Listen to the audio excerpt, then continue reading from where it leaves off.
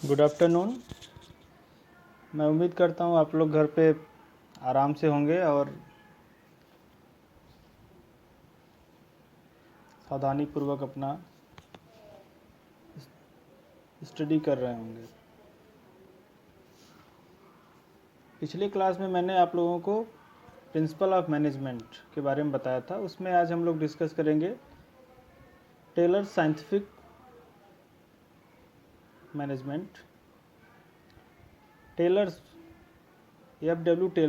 Mister F W Taylor ने, जो कि अमेरिका के मैकेनिकल इंजीनियर थे, इन्होंने कुछ अपने प्रिंसिपल्स दिए हुए हैं, मैनेजमेंट के प्रिंसिपल्स दिए हुए हैं, जो जिसे साइंटिफिक मैनेजमेंट के नाम से जाना जाता है।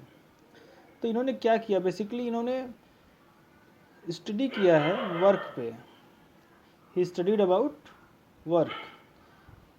तो इन्होंने क्या किया कि एनालाइज किया कि कब किस वर्क को किया जाए, कैसे किया जाए। ठीक है।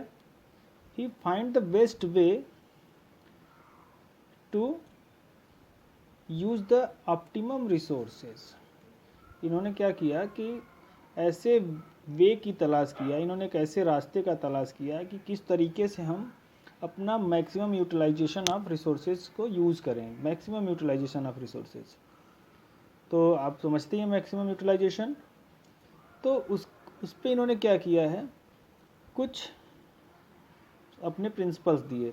इनकी एक बुक प्रकाशित हुई, इनकी एक बुक पब्लिश हुई थी 1991 में, जिसका नाम है Taylor's principle of scientific management by F W Taylor. तो हम आते हैं इनके प्रिंसिपल पे।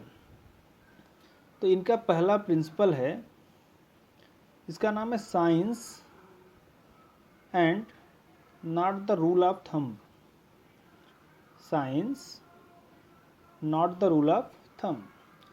इन्होंने क्या किया, इसमें क्या है कि इन्होंने एक ऐसा मेथड डेवलप किया। इनका एक मानना था कि developing a method, standard method which is a standardised method which is used in global. ठीक है। इनका मानना था कि एक ऐसा साइंस का मतलब ही होता है कि जो क्या हो, फिक्स हो जाए। तो इन्होंने क्या किया कि एक ऐसा मेथड क्रिएट करने की बात की जो स्टैंडर्ड हो, जो ग्लोबली एप्लीकेबल हो, जिसको टाइम टू टाइम प्लेस के साथ चेंज न किया जा सके। हर जगह वर्ल्ड वाइड वो क्या हो, अप्लीकेबल हो। तो उससे क्या होगा कि जब वो हर जगह अप्लीकेबल होगा तो it will help to utilise optimum resources. तो जब सेम प्रिंसिपल को हम हर जगह यूज करेंगे, एक स्टैंडर्ड प्रिंसिपल होगा, तो that will help to utilise maximum resources. क्योंकि मैक्सिमम रिसोर्सेज जब यूज़ किया जाएगा, देन हमारा कॉस्ट क्या हो जाएगा, कम हो जाएगा, और प्रोडक्शन हाई। ठीक है। तो हम क्या करेंगे, ग्रो करेंगे। ओके। सेकेंड इनका था harmony not discard. Harmony not discard. Harmony means क्या होता है, तालमेल। तालमेल। अब समझिए कि तालमेल किसके बीच होनी चाहिए। तो harmony between worker, management as well as owner of the company, organisation.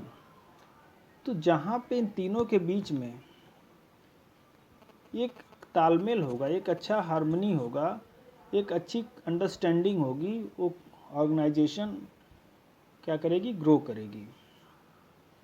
तो मिस्टर टेलर का मानना था कि अगर हम हार्मनी को बना के रखें, if we will create harmony in our organization, that will help us to improve ourselves, that will help us to grow and help us to maximize our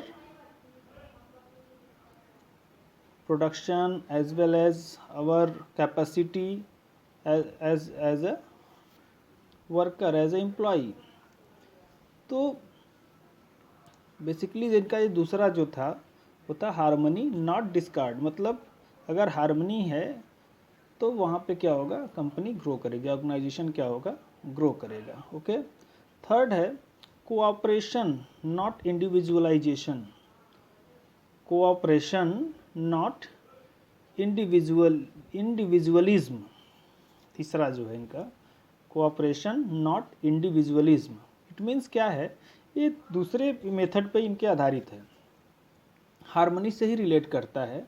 cooperation means क्या है, हम जिस ऑर्गेनाइजेशन में क्या कोऑपरेशन हो, हम एक दूसरे को क्या करें, कोऑपरेट करें, हेल्प करें एक दूसरे की, तो वहाँ पे क्या होगा कि वो ग्रो करेगी कंपनी। हम एक दूसरे को क्या करें, कोऑपरेट करें। जैसे मान लीजिए एग्जांपल आपको देते हैं हम कि ऑर्गेनाइजेशन के अंदर डिफरेंट डिफरेंट्स क्या होते हैं, बहुत सारे डिफरेंट डिफरेंट डिपार्टमेंट्स होते हैं। जैसे सेल्स डिपार्टमेंट हो गया, आपका finance department, HR department, production department, inventory department, तो ये सारे क्या होते हैं, डिपार्टमेंट्स होते हैं।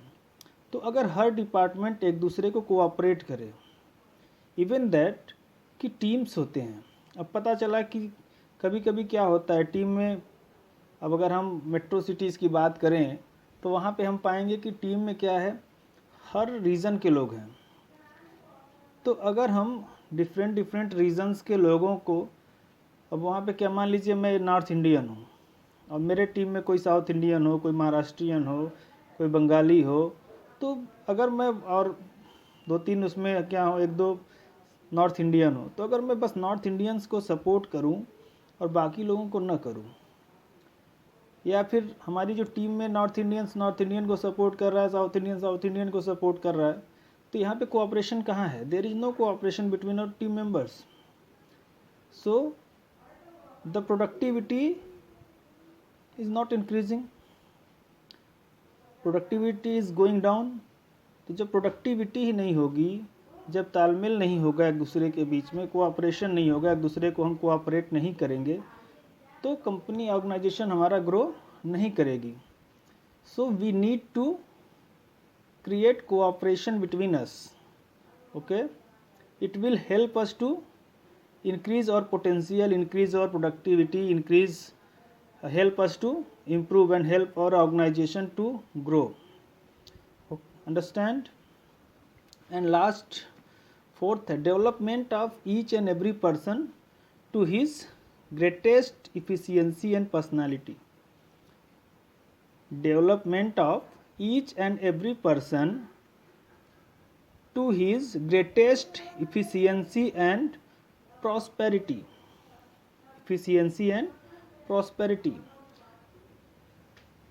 So इसमें क्या है, अब देखिए कह रहा है development of each and every person.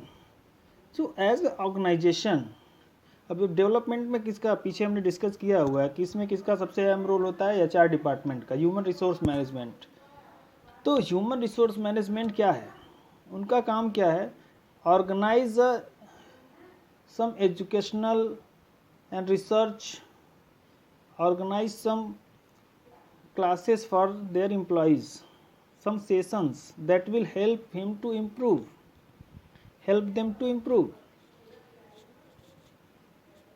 तो अब हम सेशंस क्यों चलाते हैं, हम ऐसे मोटिवेशनल सेशंस और कभी कभार न्यू टेक्नोलॉजी एडॉप्टेशन सेशंस क्यों चलाते हैं, इससे क्या होता है।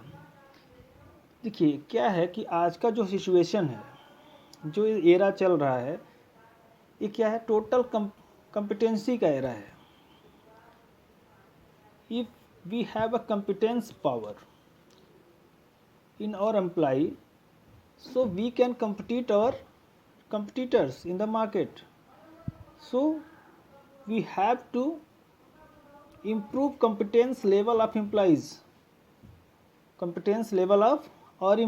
that will help them and also help our organization to improve and to compete our competitors. So and different thing, if I discussed of different things, eligibility. If I know a person is from management, so we need to, he is a trainee, so we have to train them as per their capacity, as per their knowledge. We need to improve their knowledge, we need to improve their capacity, we need to improve their competence power, and need to improve their personality, so they can improve themselves, because they are the person of our company, they are the so we need to reflect about our company in our employees. अगर हमारा जो employee है वो जाता है market में, जाता है कहीं जाता है, तो उसके अंदर दिखना चाहिए कि वो हमारे ऑर्गेनाइजेशन का है, उसके अंदर वो छाप होने चाहिए, वो चीज़ें होनी चाहिए कि वो पता चले कि नहीं ये इस ऑर्गेनाइजेशन का बंदा है, देख के ही समझ में आ जाए, उसके बातचीत से ही समझ में आ जाए कि नहीं कोई अच्छी कंपनी से है, किसी अच्छी ऑर्गेनाइजेशन से है. तो उसके लिए क्या करना होगा हमें हमें इसके लिए क्या करना होगा, हमें उनको डेवलप करना होगा, हमें उनको इम्प्रूव करना होगा, हमें उनके लिए कुछ ना कुछ ऐसे एक्टिविटी सेशंस चलाने होंगे कि वो क्या करें, इम्प्रूव करें. ओके, तो ये 4 इनके साइंटिफिक मैनेजमेंट थे कि प्रिंसिपल्स थे. इसमें कुछ और भी प्रिंसिपल्स हैं जो हम आगे डिस्कस करेंगे अपने नेक्स्ट क्लास में. तो अभी फ्रेंड्स यहाँ तक, अगर आपको कोई समस्या है, कोई क्वेरी है आपकी, तो आप मुझसे पूछ सकते हैं. आप व्हाट्सएप के थ्रू को अपने जो ऑडियो रिकॉर्डिंग है उसके थ्रू आप जो भी आपकी क्वेरीज़ हैं वो आप मुझसे वहाँ पे पूछ सकते हैं. ओके, चलिए फिर हम नेक्स्ट सेशन, नेक्स्ट वीडियो जल्दी ही आपके लिए लेके आएंगे. तब तक के लिए थैंक यू.